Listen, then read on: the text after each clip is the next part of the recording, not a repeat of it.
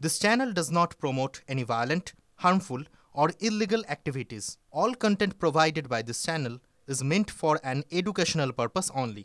Top quality और consistent performance के लिए सिर्फ सिल्वर पंप नाम याद रखना। আপনারা হয়তো ভুলে গেছেন সিবিআই যখন তাকে রিমান্ডে নিয়েছিল, আসানসোল কোর্টে নিয়ে গেছিল, জেলে রেখেছিল, তখন এই পুলিশই একটা ফলস কেস দিয়ে তাকে সিবিআইয়ের হাত থেকে ছিনিয়ে নিয়ে এসেছিল, বোলপুরে রেখেছিল কোর্টে।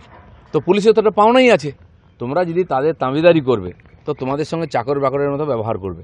পশ্চিমবঙ্গ পুলিশের দুর্ভাগ্য বলা যায়, আমাদেরও দুর্ভাগ্য যে পুলিশ সমাজের মেরুদণ্ড, তারই মেরুদণ্ড নাই, তাই বারবার এরকম ঘটনা ঘটছে। আর দুষ্কৃতকারীরা দাপিয়ে বেড়াচ্ছে কোনো না কোনো নেতার আশীর্বাদে, কখনো তার বিরুদ্ধে পুলিশ ব্যবস্থা নেওয়ার হিম্মত করে না। সিকিমে ধসের ফলে 3 জনের দেহ উদ্ধার, এখনো 6 জনকে খুঁজে পাওয়া যাচ্ছে না।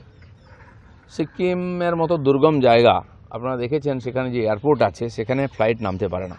প্রাকৃতিক কারণে মাননীয় প্রধানমন্ত্রীর বিমানও ওখানে যেতে পারে না, ওনার প্রোগ্রাম ক্যান্সেল হয়েছে।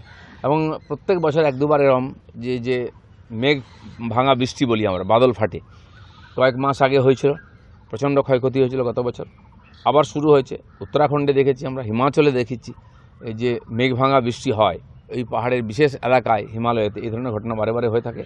খুবই ভয়ঙ্কর এবং খুবই দুঃখজনক যে জওয়ানরা শহীদ হয়েছেন বা এখনও নিখোঁজ আছেন, তাদের খুঁজে বার করা উচিত। তাদের পরিবারের সঙ্গে আমরা আছি। কিছুদিন আগে মুর্শিদাবাদের বিভিন্ন জায়গা উত্তপ্ত হয়েছিল, সেই সময় ফারাক্কাকে একটি নতুন মহকুমা করার সিদ্ধান্ত নিয়েছে রাজ্যের মুখ্যমন্ত্রী। মহকুমা করে দিলে কি এই ধরনের মহকুমা করাটা কোনো সমাধান নয়। উনি এই ধরনের বারে বারে নাটক করেন। দার্জিলিংয়ে সমস্যা হলো, উনি কালিম্পং জেলা ঘোষণা করে দিলেন একটা বিধানসভাকে, কী পরিবেশ লাভ কী হলো? তো পশ্চিমবাংলা আইন শৃঙ্খলাই নেই, আপনি জেলা করুন আর মহকুমা করুন। পুলিশ প্রশাসন নেই, পুলিশ নেই, আর পুলিশে কী দুরবস্থা সেটা কেষ্ট দেখিয়ে দিয়েছেন। সেটা মহকুমা জেলা করে মানুষকে হয়তো আইওয়াস করা যায়, কিন্তু এই সমস্যার সমাধান হবে না। কারণ এই সরকার যতদিন থাকবে এই সমস্যার সমাধান হবে না, সমস্যা বাড়বে। না জানিয়ে বিশ্ব ব্যাংকের সঙ্গে চুক্তি, মুখ্যমন্ত্রী রোষের মুখে পরিবহন মন্ত্রী। আমি তো বললাম যে সরকার চলছে না, সরকার চলছে। কোন মন্ত্রী কী করছে মুখ্যমন্ত্রী জানেন না? কী করে হতে পারে এটা? আর বিশ্ব ব্যাংকের সঙ্গে এগ্রিমেন্ট হয়ে যাচ্ছে, মুখ্যমন্ত্রী জানতে পারছেন না? তিনি কি এখনও মুখ্যমন্ত্রী আছেন না অন্য কেউ হয়ে গেছে?